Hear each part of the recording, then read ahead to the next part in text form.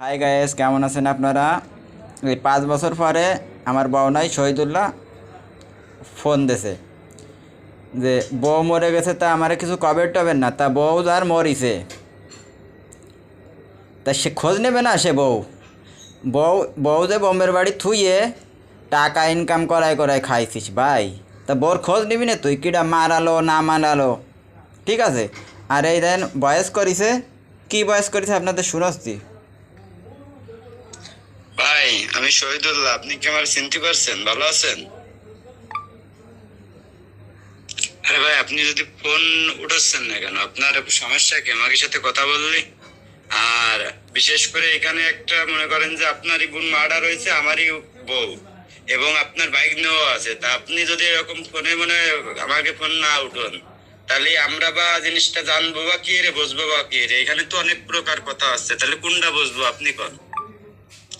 এখন আমার কাছে কথা আছে যে যে বউ বোম্বে থুয়ে দেশে বাড়িতে 3টে বিয়ে করিছে, আর এ দেখা সে ফতেও বিয়ে করিছিল।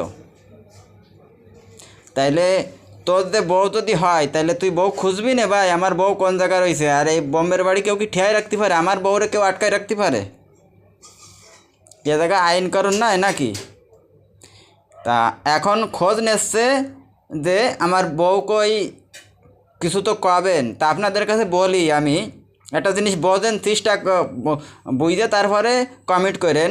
আর এই ভিডিওটা প্রচুর পরিমাণে শেয়ার করবেন যে যার বউ একটা ছেলে রয়েছে, এই আমার সে বাইকনে ফটো দিয়ে ফাটাইছে। তাহলে আমি করতে চাচ্ছি এই কথা যে তোর বউ তুই কিসের বিটা মানুষ, কিসের বিটা মানুষ যে বোম্বে তুই বউ থুয়ে বাড়িতে নিয়ে বিয়ে করে বেড়াচ্ছিস। আর এখন করছিস যে বউ মারা গেছে, হ্যাঁ নইছে, তার তার ডেথ সার্টিফিকেট তুই নিয়ে আসবি নে। যে দুর্ঘটনাতে মারা গেছে, কেউ মারিছে, ভালো কি মন্দ, হ্যাঁ তোর বউ তুই খুঁজবি নে?